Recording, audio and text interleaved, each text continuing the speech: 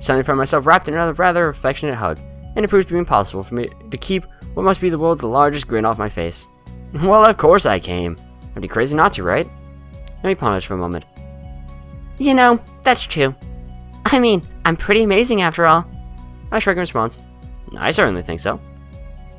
It's an offhand remark, which is why I'm surprised to see that it seems to have caught Emmy by surprise. She blushes and smiles warmly at me before planting a kiss on my lips. Now it's my turn to be surprised. Emmy steps back, resting her weight on her back heel, looking pleased with herself. My brain fumbles with an appropriate response. I should compliment you more often. Emmy laughs and gives me a playful shove. Jerk. I throw an arm around Emmy's shoulders, and I'm pleased when she immediately leans into me, as if it were the most natural thing in the world. So, where to? I'm not actually sure. Where do people go on dates around here anyway? That's a damn good question. I've got no idea. Why don't we just head down the Aura Mart and grab something portable? Emmy's face brightens at the idea. A picnic! I think you're onto something, Hisao. I do owe her. Hey, where's Rin though? Rin could join us on a date. Probably not, actually. Emmy snakes her arm around my waist and we begin to head for the front gate. I'm entirely unsure of what I'm meant to do in this situation. At least Emmy seems to be equally clueless. Despite the relaxing feeling of being with Emmy, I can't help feel a little tense. What if I do something wrong? I'd hate to make an ass out of myself. Trip to the Aura Mart is accompanied by Emmy's chatter about how practice went. Apparently we know the Mart now. Oh, that is the Aura Mart, look at that. I keep quiet for the most part, merely enjoying the warmth of being around Emmy. We get a few odd looks from passerby, but I don't mind. We wind up buying some bread and instant noodles, realizing too late that we cannot actually cook the latter in the park. Good job, you two idiots! No, well, I'll make it for lunch or something. That'll work. We're gonna go eat. There's no one on the screen for me to make phone calls about, but phone calls, everyone loves phone calls. You know what, I bet that tree likes phone calls. You like trees? Oh, hey, no, maybe those three guys over there like phone calls. I never even noticed those guys. What the hell? I never noticed that there were people in the shot. Weird. What is this? This statue thing. Or at least it looks like the beginning of a statue. I don't know. Park is located after a brief loss of direction that I blame entirely on Emmy. She, of course, blames me. We find a spot beneath the tree and sit down. I lean back against the trunk, and Emmy sits across from me. Guess we should have brought a blanket or something to sit down on, huh? Emmy shrugs. I don't mind. Neither do I. Emmy tosses me a package of bread, and we dig in. Curry bread. Interesting. Guess I wasn't really paying attention to what I grabbed in the store. Hey, Hisao, you look like your bread's a little spicy. I shake my head, trying in vain to keep an image of manliness. Nah, hardly spicy at all. I see. That must be why your face has gotten so red. Yes, exactly. The lack of spice has, gotten my blood up. Because of the disappointment. Emmy laughs and swallows the last of her bread. Well, if you can't handle it, I'll be glad to take it off your hands. Hey, just because you wolfed down yours so quickly, doesn't mean I'm just gonna give you mine. Emmy mock pouts, causing me to nearly choke on my bread with laughter. No, come on, Hisao. Aren't you supposed to be concerned with making sure that I've gotten enough to eat now? We're dating, you know. Though, Emmy looks troubled all of a sudden. I can't say I feel any different. What do you mean by that? What makes this a date? It's just what we would have done anyway, really. But this should all feel different, because before we had our lunch we were friends. And now we're lovable best friends. Sound like Rin. Laughter escapes, and Emmy grins.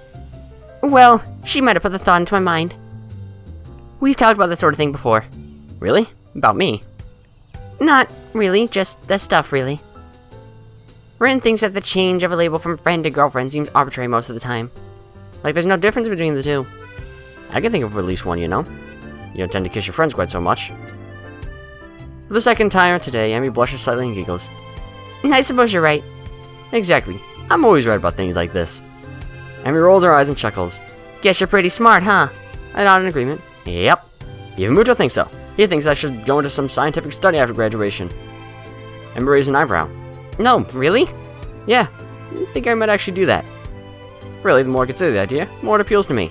Make a mental note to look into it a little more closely. So, what are you thinking of doing after graduation? We already asked her this. She doesn't know. Still planning out and running? Emmy shrugs, seeming almost a little bit hesitant. I don't know. If I'm good enough, I can find a team, I guess. You mean you aren't sure? I haven't, really thought about it, to be honest. Really? You should probably, you probably should, graduation isn't that far off. Emmy fidgets a little nervously. Yeah, well, it's far enough, right? Besides, I've got other things to think about. There's a mischievous flash behind Emmy's eyes, and I suddenly find myself gloriously pinned against the tree. Like making sure this is a real date, right? I mean, if we don't kiss, then it's not a date at all, right? I suppose strawberries and curry, not the best combination, but I don't think I mind. Emmy sits back on my legs and grins again. There, science would approve, right? I have the oddest mental image of Muto nodding seriously and making a mark on some checklist. I can't help laughing at the idea. Well, I'll admit, this is the first time I've ever witnessed a kiss being met with laughter. Should I feel offended? No. I'm sure science approves. Emmy beams at me, and I find it increasingly difficult to keep my brain functioning properly. Oh, good! It is at this point I notice Emmy has stolen the remainder of my curry bread, while I was otherwise occupied with images of a teacher wielding clipboards. Hey! Emmy tries to look innocent, but considering that she just crammed the last bits of bread into her mouth, it does not appear to be working. Sorry, I can't. Thief! I shrug from my companions, all I get in response. You used your feminine wiles on me. I wasn't that hungry anyway, but I still feel that the point needs to be made. Emmy seems confused by the phrase, feminine wiles, but the understanding dawns on her features after a moment's thought. There wasn't anything of the sort. You were laughing. Feminine wiles don't involve laughing. I guess I can't argue with this. That doesn't change your thievery. Emmy laughs in my injured tone and gives me a playful shove. Fine, you can have the instant noodles. Are you kidding? That stuff's terrible. If anything, you should definitely eat it as a punishment. Another laugh from the girl sitting on my legs, both of which have fallen asleep by now. I twitch one leg to try waking it up, which is the unintended effect of unbalancing Emmy, who falls to the side with a sort of eep! Whoops, sorry about that. Leg fell asleep on me. Emmy remains on the ground, giggling. I stand up a little shakily, feeling the nerves in my legs return to normal. My eyes wander over the scenery before fixing on the figure of Emmy, who is yet to get up. Her hair is splayed out around her head, her arms spread, and laughter is bubbling up through her mouth. Everything about Emmy seems condensed into this one image. Yeah, this one image. This is Emmy. Well, no, we don't see her legs, but, this is pretty much all that matters. Her energy, her spirit, her childish giggling. The urge to lay down on the grass with her rises swiftly from the back of my mind to the forefront of my thoughts. And indeed, I am convinced that I would love nothing more than to do just that. Unfortunately, the sun has set and it's probably time for us to get back into the dormitories. While I may be happy to stay out here all night, I don't think I have that ability. Besides, homework soon beckons. It makes sense to start thinking about things like university and then slack off, would it? I extend a hand to Emmy to help her up. We should probably get going. Emmy makes a sour face. You're right. She grabs my proffered hand, and I pull her to her feet and into a hug. This time, I'm the one who kisses her, unable to resist having Emmy against me. Seems a shame to leave, Yeah, it does. But if we don't get back to the school soon, we'll probably get into trouble. Emmy pokes me in the ribs playfully. And you need to do your homework, I'm sure. Sadly, you're absolutely right. Throw my arm around her shoulders, and we make the trek back to the school, accompanied by the occasional bouts of laughter as our conversation jumps from subject to subject. Everything from running to school to the peculiar way that one of the cafeteria workers smells. How would we know that? Oh, I guess we do sometimes go to the cafeteria and get our lunches. All too soon, we find ourselves outside the girls' dormitory building. So this is the full mural, eh? Oh, of course, we've already seen it before. Well, I guess I'll be going then. You guess so, huh? Emmy grins at me again with that mischievous look. You gonna be able to survive without me? I laugh. I'm sure I'll manage. How terrible! Aren't you supposed to say something like, I'll be counting the seconds you're away? No, I don't think so. Emmy pulls me down to a quick goodbye kiss, and then steps back, looking unexpectedly shy. Thanks for dinner. I really had fun. Honestly, I did. So did I. I think we shall have to do it again sometime. I think we shall have to do it again, Emmy Ibarazaki. I concur. Emmy laughs at my deadpan delivery and nods. We'll see you bright and early tomorrow morning then, right? You've got to run off that bread after all. Of course, despite the fact that you ate most of it. Yes, despite that. See you later, Hisao. As Emmy turns the hen side, I notice something weird. Something so weird that I'm surprised I didn't notice it earlier. She's limping slightly, favoring the left leg. Hey, Emmy! Is your leg okay? Emmy looked confused, or at least fakes confusion. And what are you talking about? Your right leg, you're limping. There's the briefest flash of concern on Emmy's face. Either she didn't want me to know, or she didn't think I noticed, or I prefer to think she just didn't realize it. No, that. She shrugged casually. Must have gotten knocked a little out of alignment during the picnic. No idea what would cause that, of course. I think back to being pinned under the tree. Ah. Should have told me. We could have stopped and fixed it, you know? Emmy waves a hand airily. Nah, it's not that big of a deal. Don't worry about it, okay, Sal? It's fine. Oh, no. No. Why do you make this a choice? Why do you make this a choice? Why do you make this a choice? Why do you make this a choice? Why do you make this a choice? Why do I get the feeling that she's convincing herself as well as me? Why do you make this a choice? Why do you make this a choice? Why do you make this a choice? I really, dearly hope this is one of those arbitrary choices like the one in Hanako's route where we can choose to help the student council or just say fuck you and go hang out with Hanako. That's an arbitrary choice, it doesn't matter. I really hope this is one of those. It's chapter 3. It's not the last chapter. We couldn't be on the way to a bad end right now. Sorry, Emmy, I really want to know what's wrong with your leg. Are you absolutely sure? You don't want to go ahead and adjust it before heading up the stairs? You could get hurt if you don't, right? I said it was fine, Sal. Seriously, don't worry about it. I've got some experience in these matters after all. Yeah, I suppose so. Emmy grins reassuringly. Honestly, Sal, I appreciate the concern, but really, I am okay. No, really, I need to get going. Your attempts to keep me around are doomed to fail. Of course. Just prolonging the goodbye, I suppose. Another grin lights up Emmy's face. Good night, Sal. Good night. As she limps inside, I find myself hoping that she's okay despite her assurances that she's fine. I think I can call this a successful first date. Hell, any day that ends with Emmy pinning me under a tree to kiss me can't be that bad, can it? Head back to my room, mentally thanking the gods that Kenji doesn't ambush me in the hallway, and get started on the homework. I'm sure that was an arbitrary choice. It totally doesn't matter. Really hope it doesn't matter.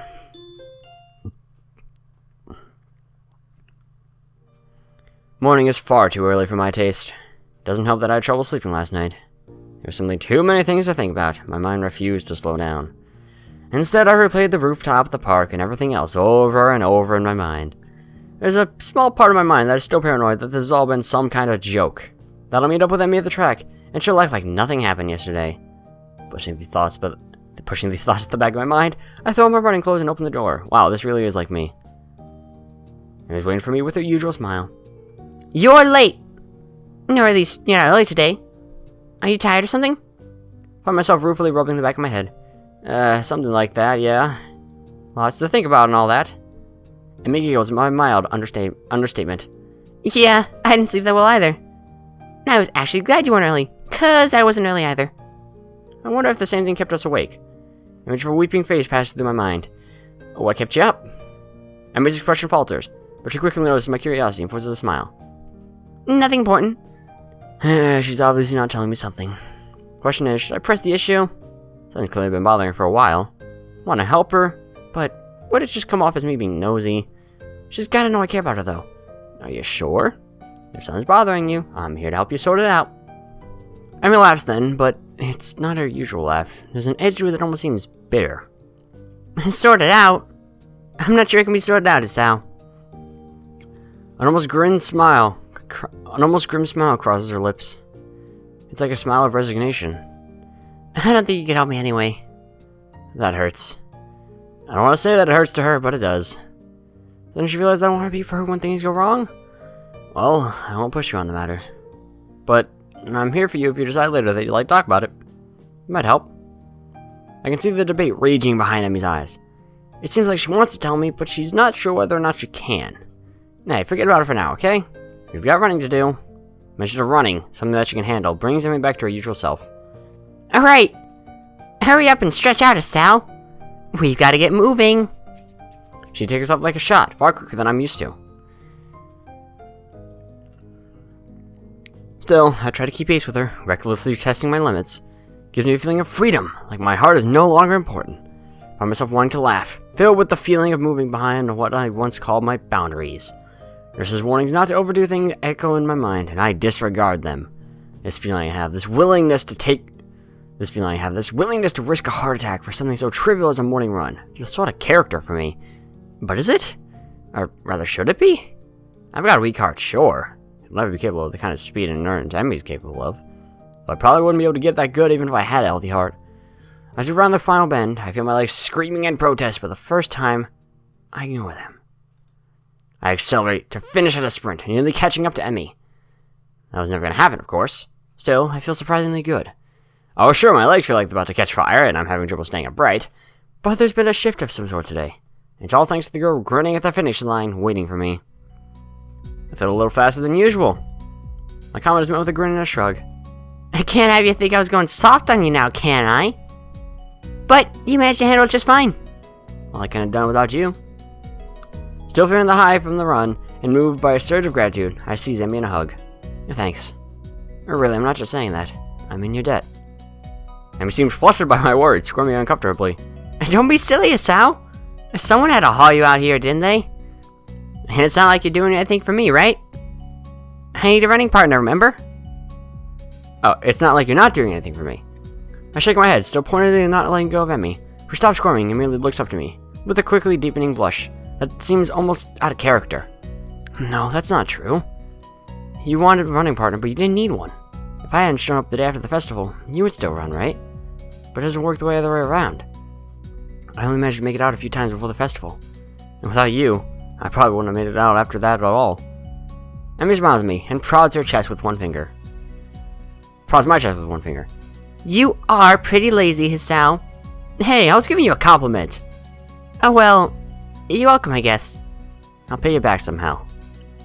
No, well, that's not necessary, you know? I mean, I kinda like you, Hisao. And being able to run with you in the mornings isn't exactly a bad deal for me either, so... Someone who gets so much praise, she seems unused to gratitude. Can't think of anything else to say, so we fall silent.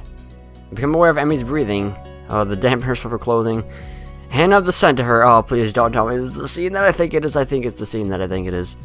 Coming off of anyone, it would stink. Coming off of Emmy, it fits her in a way nothing else could. And her skin is cool, slick with sweat, and a breeze causes goosebumps to rise. Almost without thinking about it, I lean down to meet Emmy's mouth, which is already moved to meet my own. Her lips are soft, and she hums happily as we kiss, sending vibrations from her mouth to mine.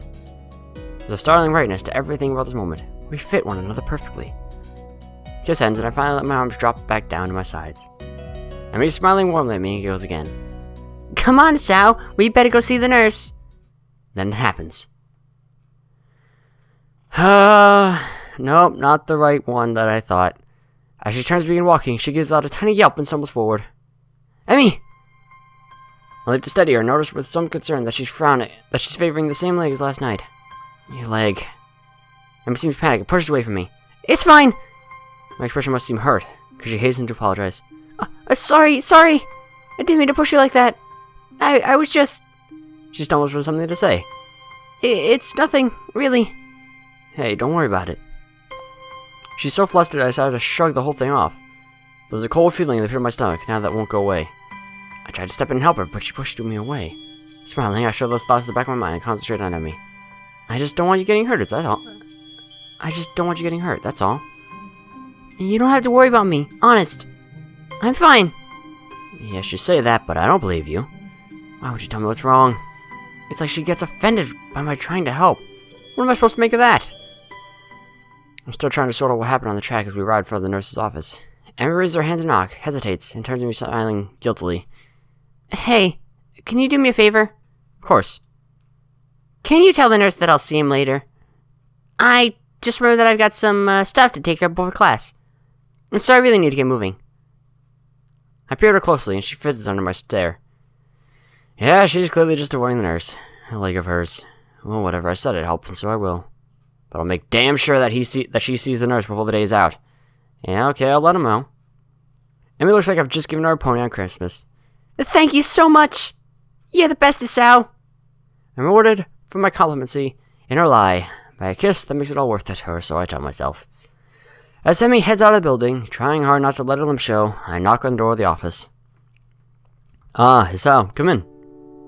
I don't see Emmy with you. She's not sick again, is she? From the tone of his voice, I don't think the nurse expected me to say yes, she's ill. She said she forgot to do something, so she had to skip out, but she'll see you later today. Nurse heaves that exasperated sigh. Honestly, that girl. She's been avoiding me. Yesterday she was in and out of here without even taking off her prosthetics, and now this. Well, at least it's not just Emmy that... Well, at least it's not just me Emmy doesn't want worrying. That's a comfort, I guess. Still, I feel like I should say something about her leg. I said I'd lie for her, but she really needs to see him. Now that you mentioned it, she was limping pretty badly today. And last night as well. Nurse's eye narrowed at the words last night. And what exactly were you two doing last night? We were, on a date. Nurse raised his eyebrows as if surprised. Really? Interesting. Huh? No, nothing. His gaze turns thoughtful, and then he grins at me. You don't think you could use some of that boyfriend charm to get her to come see me today, could you? Of course! I was planning on doing that anyway. I think she's really hurt and just pretending she isn't. Yeah, she does that. I'm afraid I'll make her stop running. Will you? I don't like to, but if it's bad enough that she's been limping, well... Guess I'll have to see what's wrong for myself before I can make that call. Let's see. I mean, I'm not allowed to run. Perish the thought. I don't know if she'd be able to function without running. No wonder she's reluctant to admit anything's wrong. Well, I'll make sure she sees you. Good. No one before I forget. He grins at me again in what feels like a vaguely threatening manner. Don't forget that I know what medications you're on. You be careful around Emmy, got it? Wow. You look serious too. Got it. Don't hurt Emmy. Don't hurt Emmy. Wouldn't dream of it. Grand. I'd hate for you to be late. Huh? Late, as in the late Hisao Nakai. He frowns briefly, dissatisfied. It sounded better in my head. Well, at any rate, get out of here before you miss your first class. You've got things to do, I'm sure. Shoo. As I leave, I notice the nurse pulling out his phone and dialing a number. Miko, your daughter's being a pain in the ass again. I better head back to my room, or I really will be late. Hey, wasn't I supposed to check my heart rate? Who cares at this point? Lunch bell sounds, and I bring myself out of the stupor I slipped into during morning classes. My lack of sleep last night, coupled with the increased pace of this morning's run, has left me a little exhausted. We're supposed to stay after class, though, and talk to Muto. I guess we'll do that later. Despite that, I find myself skipping stairs up to the roof. There's a thrill of excitement now, in addition to the pleasure one gets from eating lunch with one's friends. True, both Emmy and Rin are still my friends, but Emmy has become more than that now. Rin is back to it, usual spot on the roof, almost as if she'd never been absent. Emmy's not here, is she? Feeling better, I take it? Raised eyebrows, my reward for speaking. Better than what? Better than you felt yesterday? Rin gives my question some serious thought. I'm not sure. I think I've felt rather good for someone yesterday. It's all fuzzy. Too much cold medicine? Well, I was asleep, and that usually is pretty good. But I can't remember what it feels like to be asleep, because I'm not conscious for it. It's a real problem. Then again, if I knew how good it felt, I might not sleep anymore. But this way I keep trying, so I guess that's how I keep... But this way, I keep trying, so I guess that's how I can keep from being overtired. An eternal mystery to keep you sleeping at night? Maybe mystery is the wrong word. Intangibility might be the proper way to describe it. I see. No, I don't see it all. I have no idea what she's talking about, but that's okay, since I really do. Do you remember what sleeping feels like? Like, yesterday. Do you remember what it felt like sleeping yesterday? Do you remember what you felt like sleeping yesterday? Well, I actually didn't get a lot of sleep yesterday. Maybe that's because you remember subconsciously. Actually, I think I was wrong about Emmy. Doesn't Emmy worry enough about herself? I can consider that, but it gives me pause. True, but would she ask for help if she needed it? Rin frowns, and I raise an eyebrow. Will I get a proper answer? Probably not. Is there something she should be asking for help with? Her leg, for starters. This seems to catch Rin's interest. Leg? It's hurt, but she won't see the nurse about it. Rin shakes her head in disapproval. You have to make her. Like she makes me go to class, for her own good. Otherwise she could lose her legs again, and that's just too weird. Losing things twice? Especially if you don't find them again to begin with. Unless prosthetics are the same as finding something. But that's a different kind of loss, isn't it? I think so. I wonder. Wonder what? Emi seems to have snuck up on Rin and me. Though Rin doesn't seem especially surprised, which in itself is unsurprising, I suppose. Rin manages to sit herself upright, quite expertly, throwing her upper body forward, and using her momentum to right herself. Your leg, how's it feel? That earns me a frown and a bit of a glare. It's okay, I think. Not worth worrying about. Tell that to the nurse. He's quite insistent that you visit him, you know. Emi pouts like I've just told her she's been grounded. He worries too much. It's not a big deal, it's just a little soreness. I try to resist rolling my eyes in exasperation. If it's nothing, then you should have no problem seeing him, right? Emi narrows her eyes suspiciously. Did he put you up to this? Oh, well, maybe a little. But that's not the point. I would have reminded you to see him anyway. It would be terrible to see you really hurt and not doing anything about it. That would make it worse, and I don't really want to see you hurt, you know? Call me crazy, but I kind of prefer to see you happy and healthy. With each statement, Emi's frown fades a little more, until eventually she's grinning, albeit a little shyly. Well, if you're gonna put it that way, then I guess I have to see him. Otherwise, you'll keep worrying, and then I'll never hear the end of it, right? That's right, I'll keep bugging you about it, and that might put a damper on our dates. How's the food, Hisao? Talk to the nurse, Emi. How was your day, Hisao? Talk to the nurse, Emi. Hisao, I think I'm ready to go to the... Talk to the nurse, Emi. Wait. See, it doesn't work that well. Emi giggles at my high-pitched rendition of her own voice. Oh, was I supposed to do that? Okay. Hisao, I think I'm ready to go all the way... Talk to the nurse, Emi. See, it doesn't work that well. Emi giggles at my high-pitched rendition of her own voice and gives me an affectionate shove. My voice isn't that high, jerk. I thought it was pretty accurate. That face. Emi and I stare at Rin for a while before I burst into laughter. Emi crosses her arm and huffs, mock offended. You're both jerks. Such vile calumnies from you young women. I'm stunned that you'd call me, of all people, a jerk. Honestly, I don't know what to think. Emi sticks her own tongue at me. You ass! So, Rin, how's the art club these days? Rin, seemingly as surprised by the sun-changing topic as I am, takes a minute to think before answering. I believe it's okay. Although Nomiya keeps telling me to work harder. But I don't think he understands my methods. He always struck me as slightly creepy. Rin ponders the statement for a while. I've never really noticed. But I don't pay much attention to him most days, so maybe that's why. How often do you meet? You think you're joining us, Sal? What? Nah, I've already decided to join a club. Really? Which one? Well, it's not really much of a club, to be honest. Oh, you joined the tea club? I don't know the life. No, I joined the science club, I think. And we looked highly confused. We have a science club? Not really, it's just me. Hisao, that's not a club, that's sitting in your room reading books. No, I mean it's just me and Muto. I'm the only student so far. Muto? Really? I thought Shikes Oh! Is that what you were talking about yesterday? Your meeting with Muto? Yeah, that was our first meeting, I guess. Emi giggles. Nerd. Hey, I can't help being clever. You know, I could have used your help years ago. You should have had your heart attack earlier in life, Hisao. I laugh, and then realize this is probably one of the very rare times I've laughed about my heart attack. Hindsight. Yeah. The ringing of the bell ends our conversation. I guess we better go. Yeah, I guess so. Come on, Rin, you too. Rin's apparently begun to doze off, so Emi gives her a sharp bump. I almost had it. Sorry, but you need to go to class. I disagree, but maybe if I nap in class, I'll get it this time.